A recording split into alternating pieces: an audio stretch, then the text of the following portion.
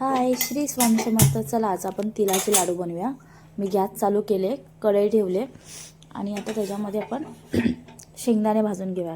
कढई गरम झाली की आपण त्यात शेंगदाणे टाकूया. हे बघा, एका वाटीप्रमाणे पाव किलो शेंगदाणे तीळ आहेत. अर्धी वाटी पावपेक्षा कमी शेंगदाणे ते मी भाजून घेते आणि पाव किलो गूळ आहे आणि थोडासा आपल्याला 2 चम्मच तूप लागेल, ते आहे त्याच्यामध्ये.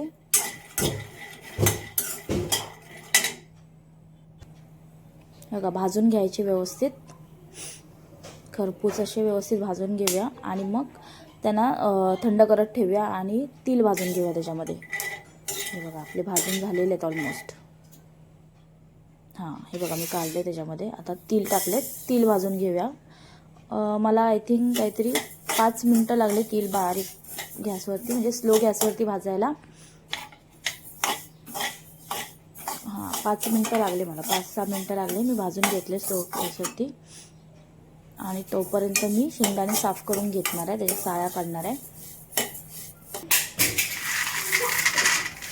थंड झालेत ना शेंगदाणे, आता मी साळा काढून घेते त्याचा आणि मग आपण खलबत्त्यामध्ये ठेचून घेऊया. हे बघा, दाखवते पण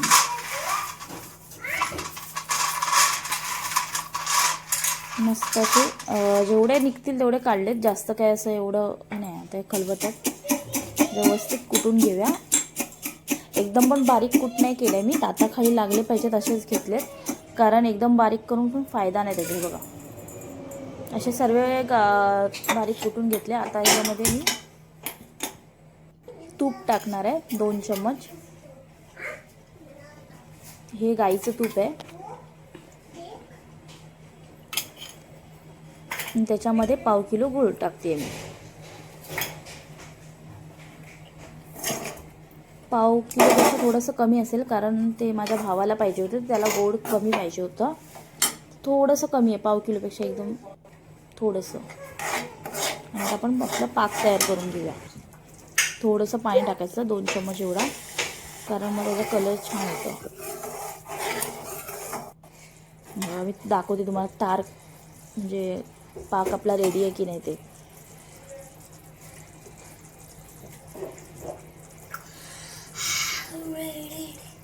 बघा, अजून आपला पाक तयार झालेला नाही आहे व्यवस्थित.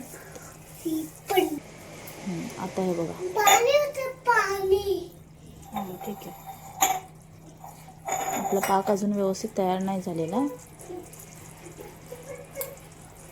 हा बघा, असं सेकंड टायमाला मी दाखवलं तुम्हाला, तो रेडी होता. आता आपण याच्यात तीळ आणि शेंगदाणे टाकून घेऊया, व्यवस्थित मिक्स करायचा. गॅस मी बंद करणार आहे,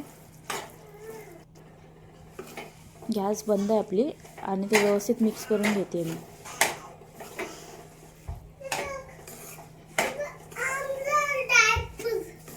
एक मिनिट, आणि मग आपण लाडू वळून घेऊया. खूप गरम असतं, चटका लागतो ॲक्च्युली हाताला, तर मी हळूहळू थंड करून ते हे करते. पण जास्त थंड झालं तर ते लाडू पण बनणार नाही. आणि जर थंडच झालं एकदम, तर मग थोडंसं परत त्याला गरम करायचं, मग ते परत वळल्या जातात. हलकं कोमट केलं की. असे मी सर्व लाडू बनवून घेते. हे बघा, म्हणजे अर्धा किलो लाडू झाले याच्यातमध्ये. आणि वाटीच्या प्रमाणे म्हणाल तर 1 वाटी तीळ, अर्धी वाटी शेंगदाणे आणि 1 वाटी गूळ, असं प्रमाण घेतलं मी. हे बघा, आपले लाडू रेडी आहेत. भेटूया नेक्स्ट व्हिडिओमध्ये. Bye bye.